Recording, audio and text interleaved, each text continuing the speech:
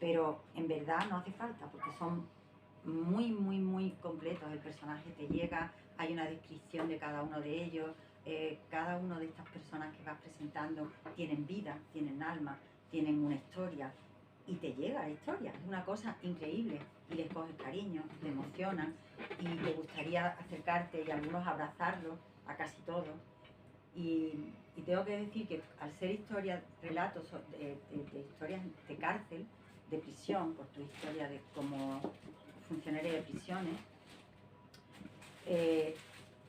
son personas con una dificultades, con una dureza para afrontar la vida y las circunstancias.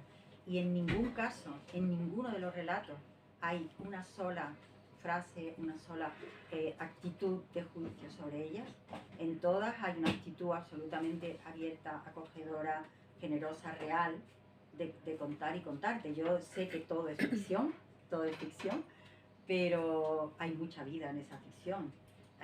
Digamos que me voy a ir al último capítulo, que es un poquito el capítulo que cierra este libro, pero que podría ser un capítulo más de ese otro libro, del primer libro. Yo he sentido como que hacías ese cerrar el círculo, porque te atreves, tú eres así, te atreves a mostrarte otra vez, a desnudarte otra vez, a decirte, y después de toda la ficción, decir, aquí estoy.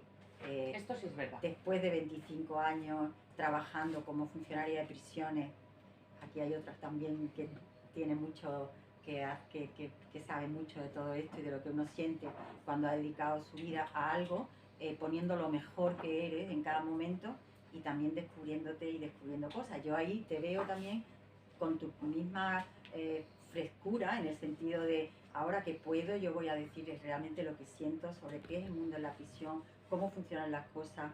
He estado en cárceles de mujeres, he llegado a estar de las mujeres, esto que es muy poco políticamente correcto, y bueno. dices, yo no puedo más, no quiero ver una mujer más ni en la consulta del ginecólogo, me encanta eso, porque realmente eres tú diciendo lo que sientes, eres tú hablando de cómo llegas a preventivos donde se supone que hay una serie de personas que tienen unas características y cómo eso no ocurre en la realidad, cómo se mezclan personas con diferentes características y lo que eso significa a la hora de poder hacer un trabajo correcto, cómo después llegas a los chicos a trabajar con gente inmigrante que no conocen ni la lengua ni nada.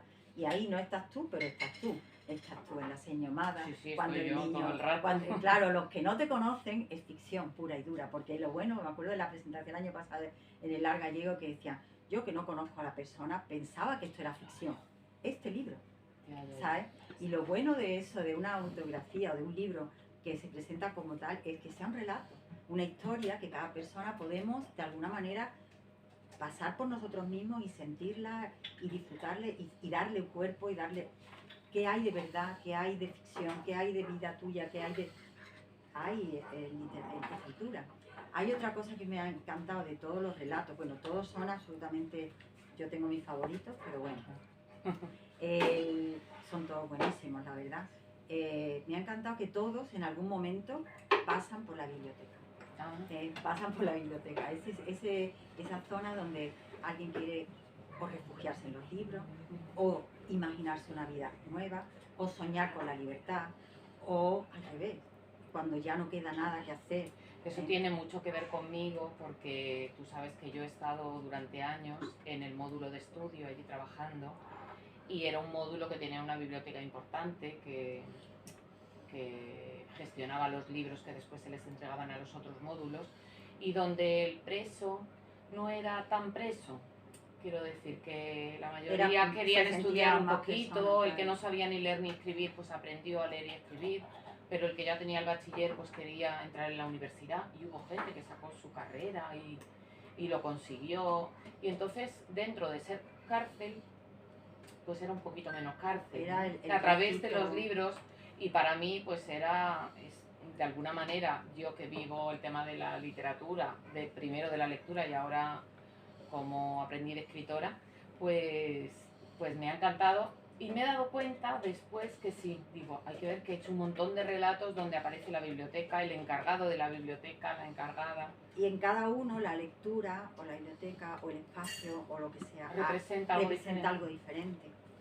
Y luego, y eso me llevó también a pensar que el libro se llama Los cuentos que yo cuento, que es Sabina, ¿vale? Y ahora hablamos de eso, pero también podría llamarse módulo 8, sí. Porque he sentido cuando eso, que realmente es lo que ocupa la mayor parte de los relatos. El archivo que tengo yo en mi ordenador, donde está pues el libro entero y después la portada, las fotos, todo, la carpeta se llama módulo 8. Guay.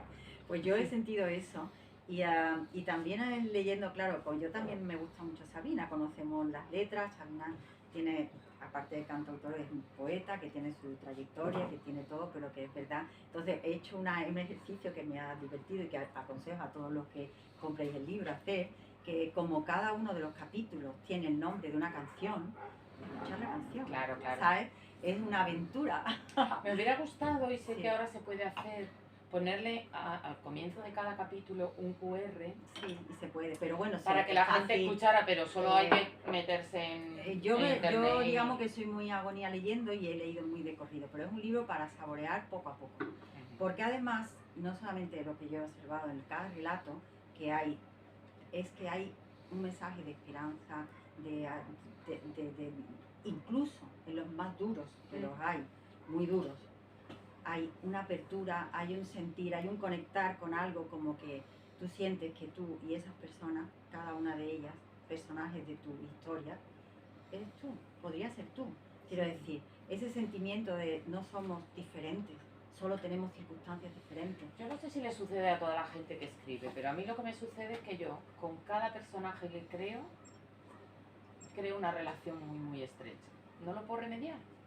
Y entonces, da igual que sea hombre que mujer, que sea, como diría, malo que bueno, con un delito más fuerte o un pobre diablo, da igual. A veces cuando hasta con el interno más, con un delito más feo, que todos sabemos que está ahí y que es un relato muy duro, pero hasta con esa persona llego a conectar y llego a intimar y llego a entender de alguna manera, sin justificar, claro, pero llego a entender el cómo se vio abocado a cometer ese delito. Y sobre todo ese ser humano ahí, en ese sitio, con esas características. En todos veo al ser humano. Exacto. Y yo creo que ellos son mirados también. Entonces, en ese momento en donde describes cómo te defienden tus internos.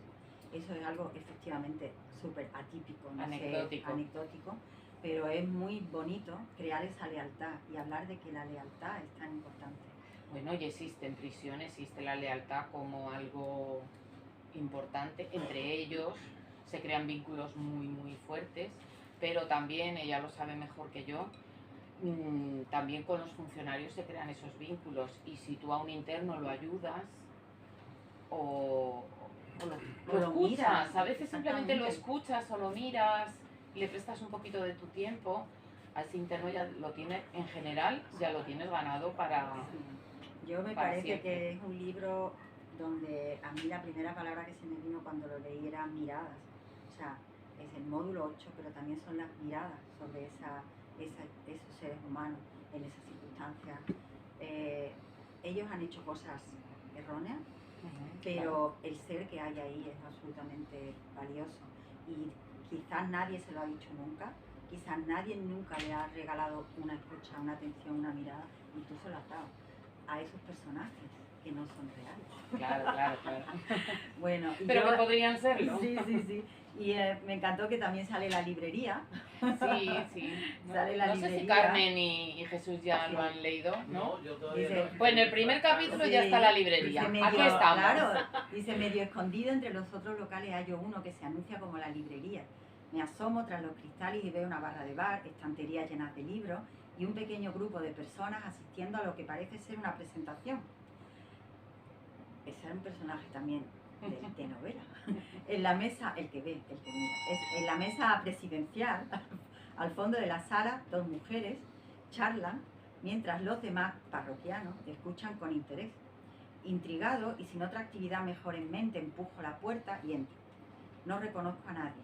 Permanezco en una esquina para no llamar la atención mientras observo. Al parecer, el evento ya está a punto de terminar. Un oyente le pregunta a la supuesta escritora,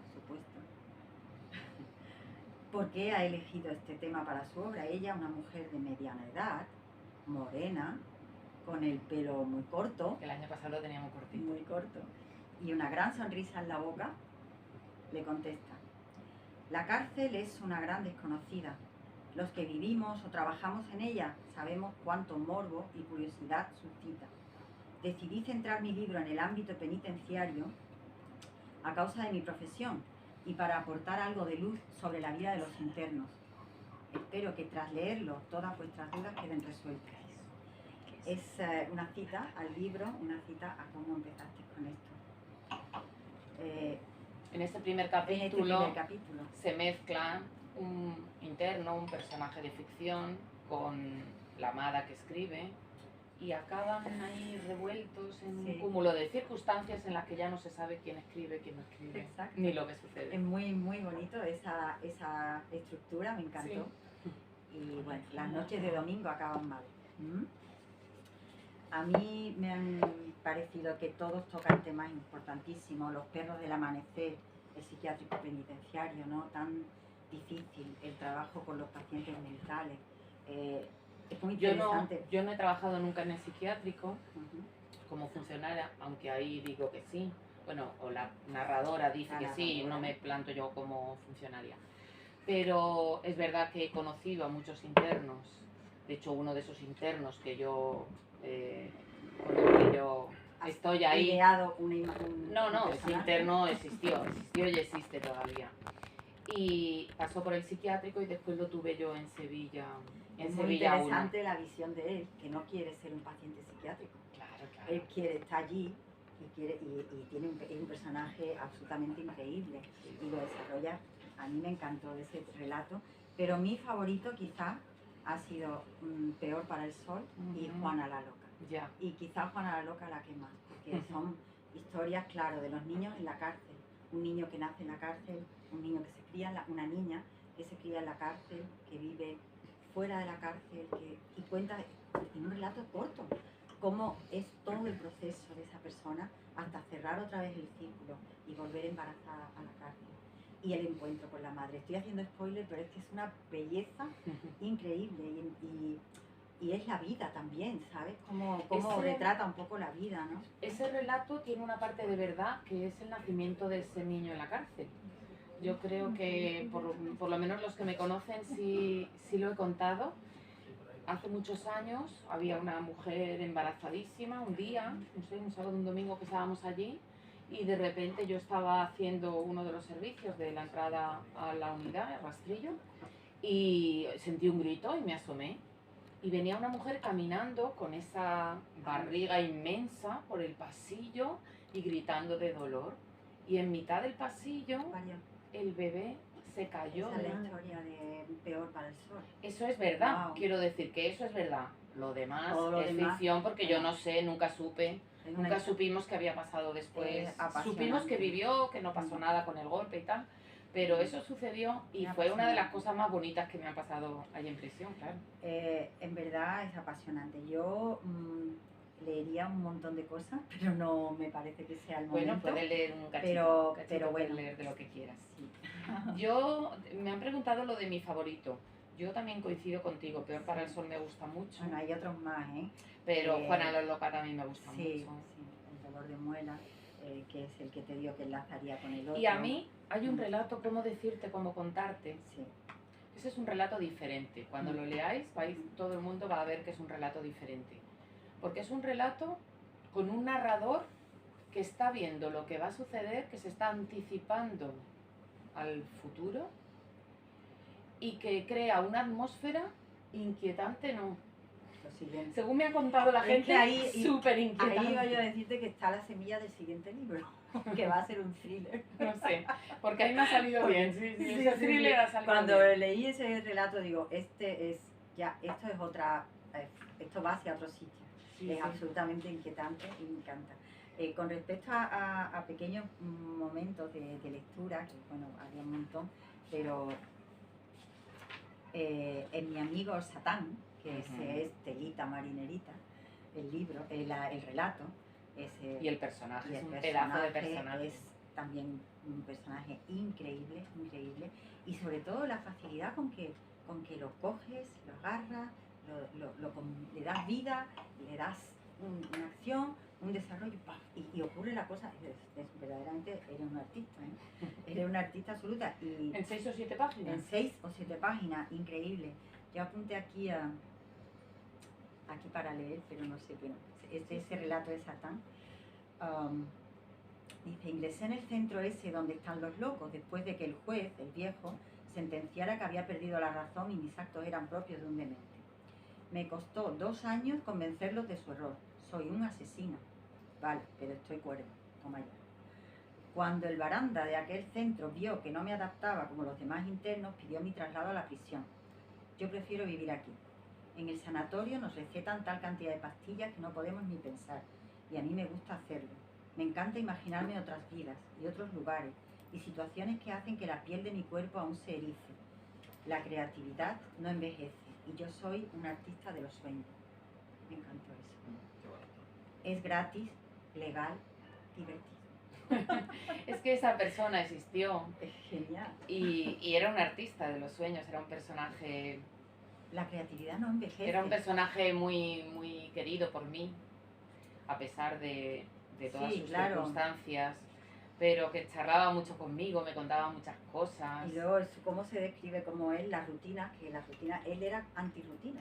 Entonces decía, la liaba, pero la liaba solo por salirme de la rutina. Y no era él, era su otro yo. Era su otro yo. Y él conocía a su otro yo. A mí me recordaba en El Señor de los Anillos, ¿no? El personaje que sale ahí, que quiere, que te jabalí. Pero lo describe, lo conoce, ¿no? Lo conoce. Mi yo oscuro. A él lo llamaban el Camorra porque la liaba. Mi yo oscuro, mi amigo Satán, como le bauticé tras la muerte de aquella mujer. Esa que todos tenemos rondando nuestras mentes las 24 horas del día. Por eso leo. Creo que ocupando mi cabeza con la lectura de una manera casi obligada, esta no se dispersa tanto ni confluye con ese demonio que tengo por compadre, al que no tiene límites, el que se deja poseer por la ira, la rabia, el que roba, el que mata. Es increíble. Y sí, quiero encontrar la famosa llave de la libertad, esa de la que hablan los libros que leo. Es un desarrollo, a mí me gustó muchísimo, muchísimo, muchísimo. En este mismo relato, dice, ya en mi celda abro la mochila y rescato del fondo, porque está buscando la llave de la libertad. Primero la buscaba de una manera y luego la encontró de otra, ¿vale? Pero me pareció súper emocionante cuando él, ese que se llama Camorra, pero que tiene su amigo Satán con él mismo, ya en mi celda abro la mochila y rescato del fondo el relicario que siempre llevo conmigo. Me siento en la cama y lo contemplo en silencio. Pertenecía a mi madre. El único objeto que no me robaron. El más preciado de los tesoros que guardo. Se llamaba Elsa. Era de esas señoras que sin tocar te acarician el alma. Me amaba. Wow. A él no lo amaba nadie. Wow. Me cuidó hasta que se fue. Recuerdo aquel día. Bueno. Yo asentía emocionado por la dureza de la separación que ya intuía. Respiraba ya la soledad que caía sobre mí como la nieve en un invierno crudo. Y fíjate que acabo de leer 3 líneas y es súper emocionante, ¿no? Bueno, la idea es un poquito al presentar esto que queráis comprar el libro. Esa es la idea. La idea es que vamos a dejarnos de tonterías. Exacto, bueno, que compren el libro para disfrutar con el libro, sí, para apasionarse con el libro, para conocer un poquito más a Mada, porque Mada está ahí metida entre los entresijos. A veces es la tercera persona, pero a veces es alguien que está ahí. De hecho hay un relato, Las cartas, bueno, dos chicas que han sido compañeras de celda, y una ya está fuera, otra todavía está dentro, y se cartean. Y alguien me ha dicho que en esas cartas, en ese relato, que son 2 cartas, pues que dice, que eres tú tal cual. Y quizás sea cierto, porque además yo después que me lo dijeron lo volví a releer y lo pensé mucho y digo, es la amada que quiere encajar en el mundo, que ya tiene una vida normal y Eres tú misma, corriente, las dos personajes.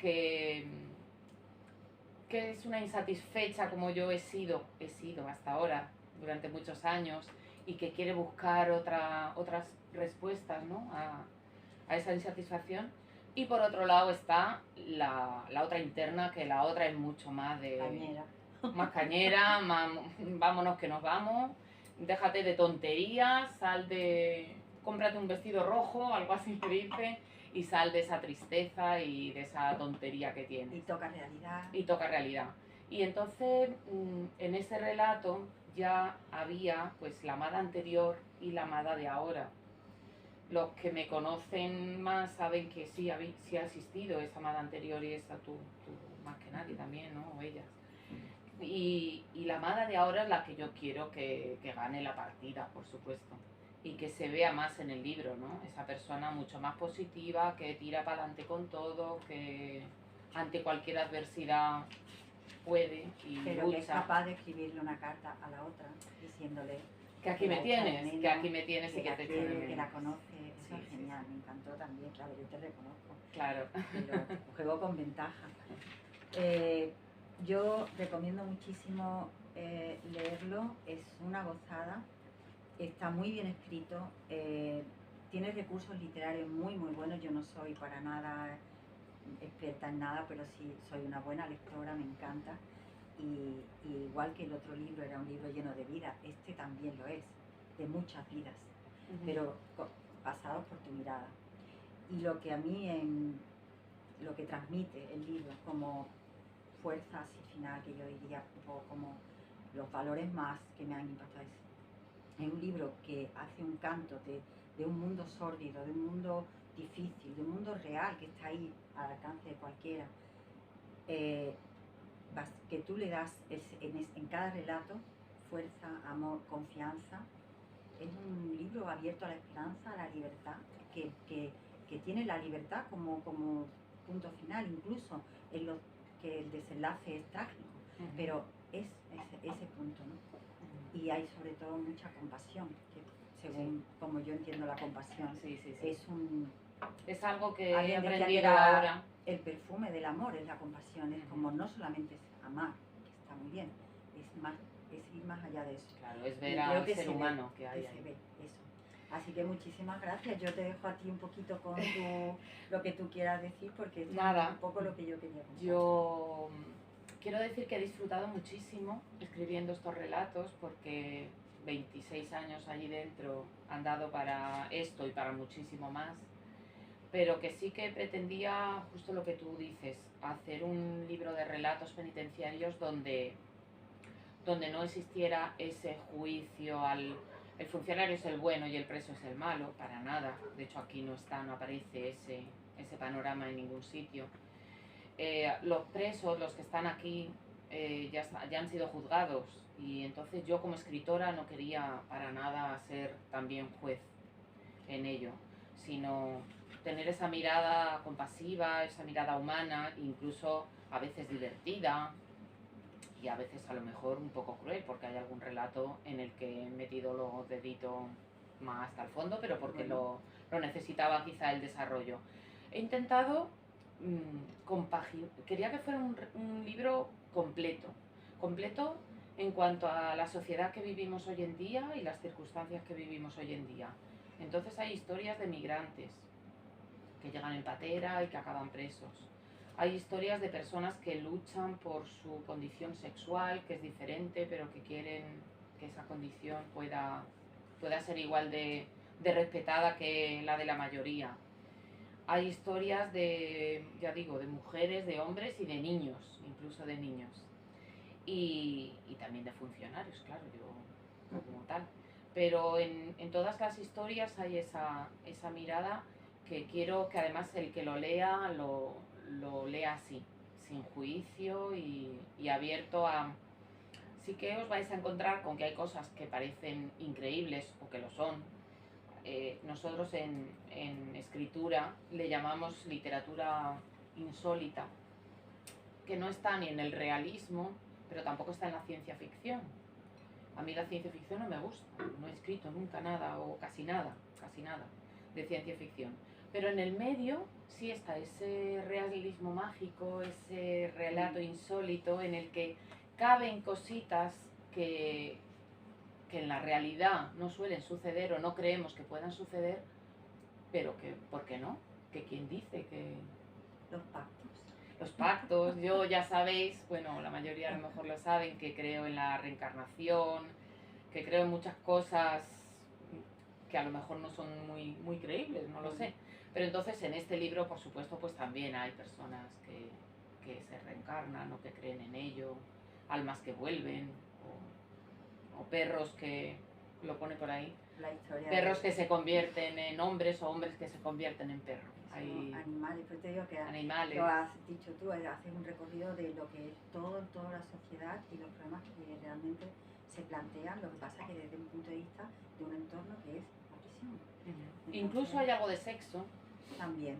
Porque a mí Lo ya tengo sabéis por que ahí me gusta, para leerlo. me gusta que haya Pero creo que no hace falta. alguna pequeña pincelada, ¿por qué no? Sí, puede. ¿Dónde estaba? ¿Es el segundo? ¿El segundo o el tercero? Sí, ¿verdad? Sí. El de mi amigo el mexicano. Sí. El de tu amigo el mexicano. Sí, vamos a dejarlo aquí con buen sabor de boca, ¿no? Léelo tú. Se llamaba Matías Sí, Matías. y habla mexicano.